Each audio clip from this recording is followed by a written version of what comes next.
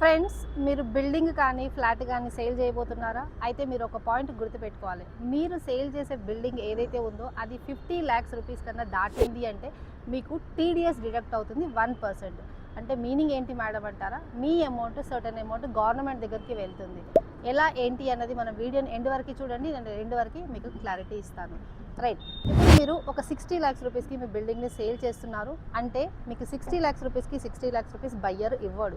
ఏం చేస్తాడు? ఆ 60 lakhsలో నుంచి 1% of the amount, 60 lakhs into 1% ఎంత? 60,000 రూపీస్. 60,000 రూపీస్ బయ్యర్ డిడక్ట్ చేస్తాడు. ఆ డిడక్ట్ చేసిన అమౌంట్ మీ పాన్ కార్డు పైన గవర్నమెంట్కి టీడీఎస్ రూపంలో డిపాజిట్ చేస్తాడు. అంటే ఏం చేయాలి మీరు మీకు ఎంత అమౌంట్ వస్తుంది బయ్యర్ దగ్గర నుంచి అంటే 59,40,000 రూపీసే మీకు బయ్యర్ దగ్గర నుంచి వస్తుంది. ఈ 60,000 రూపీస్ మీకు ఫామ్ 26ASలో మీ ఇన్కమ్ ట్యాక్స్లో డిపాజిట్ అవుతుంది.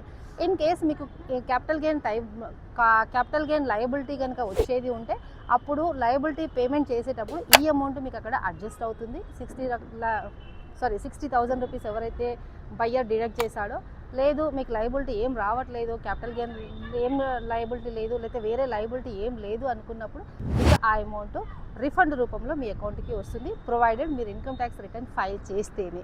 రైట్, మరిన్ని ఇలాంటి ఫినాన్షియల్ ఎడ్యుకేషన్ వీడియోస్ కోసము ఆర్ఎల్స్ కంటెంట్ కోసం మన ఛానల్ని ఫాలో అవ్వండి. Thank you. Have a nice day.